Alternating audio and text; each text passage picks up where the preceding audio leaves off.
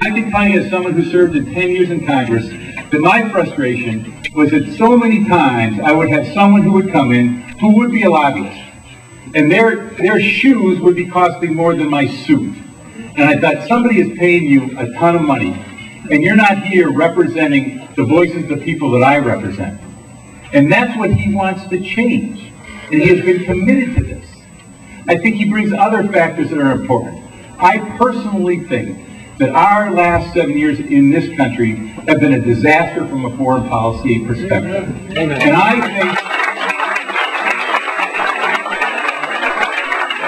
think as we travel abroad, as Americans travel abroad, no longer do people look at the United States as a leader. I want to change that. And I think that he wants to change that. I know he wants to change that. And I think his unique personal background provides him with credibility around this globe that no other candidate can have. And I think it's important for us in 2008 to try to bring this world closer together instead of having a cowboy philosophy, a foreign policy that calls for preemptive strikes and unilateral action. I think that the foreign policy that was in effect in this country for decades, for both Democrats and Republicans, until George Bush became president and threw that doctrine out, I think that that has been a huge mistake for this country, and I think that Senator Obama can change that overnight. You talk about being ready day one, he can change that overnight, and I think that that's important. As a mayor, I can tell you, I think that his understanding and commitments of cities and the vast disparity we see in income is something that we have to have. I am the mayor of the city where we have one of the highest poverty rates in this nation. And what we are seeing in this country is we are seeing a growing gap between the wealthiest and those with the lowest income and the lowest educational attainment. I have to have a president who understands that. Barack Obama not only understands that, he has lived that more than virtually every person in this room. As a community organizer, there's nothing flashy. For those of you who do community organizing, there's nothing flashy about it at all. It's working in the trenches. It's trying to make sure that a mother has the transportation to get her kids to school. Trying to make sure that the food is on the table. It's not headline stuff, it's real stuff. And he's got that background, and I want a president who understands that, and I believe that he understands that. I think we also have to have a president who is not committed to the tax policies that we have seen, which again have rewarded the wealthiest people in this country. I've always said I have nothing against wealthy people. In fact, I hope one of my children marry them so I can live in the lap of luxury for my waning years. But I don't think that we can have a national policy that is skewed so far in that direction. And Senator Obama has made it clear that that is not his priority as well. So I look at Senator Obama, and I think this person is the right person for this nation at this time. And I think that there is timing that comes into place over and over again. I will say I found the irony amazing when Senator Kennedy talked about how when his brother was running for president in 1960, that President Truman had said that he didn't have enough experience.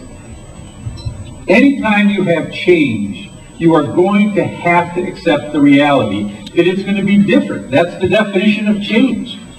But if you look at what happened between the 8 years, and this is to me sort of remarkable when you think about it, and many of us don't think about it, it was 8 years between the time that Harry Truman left the White House and John Kennedy came in.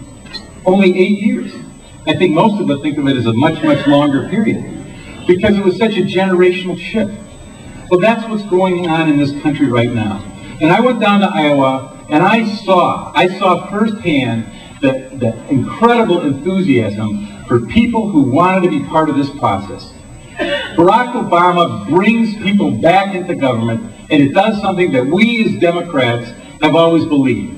And that is, we do not make the case that government is the enemy. The Republicans make that case. The Democrats understand it has been the government that has allowed us to have fair representation for workers, that has provided health care. We need to do more of that. But it's been the government that's been doing that. The government is not the enemy.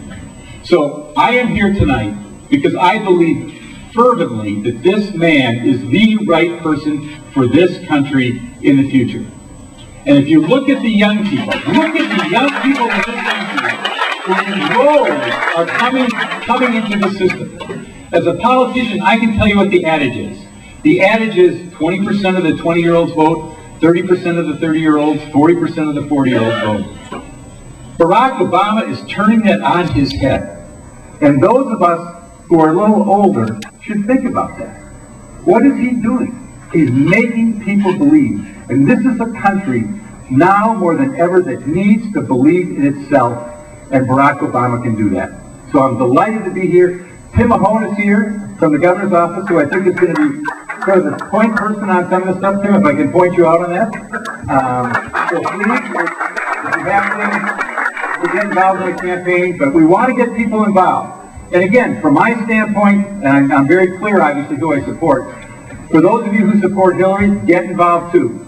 Let's get people involved in this democracy. This is the ultimate participatory sport. Let's make sure people are involved 10 days from now on February 19th, but that's just the beginning, because we all know that Wisconsin historically has been a swing state, and it's important for us to organize through November as well. So again, please make sure you vote. Make sure you make the decision that I think moves this country forward, and that is supporting Senator Barack Obama. Thank you very much.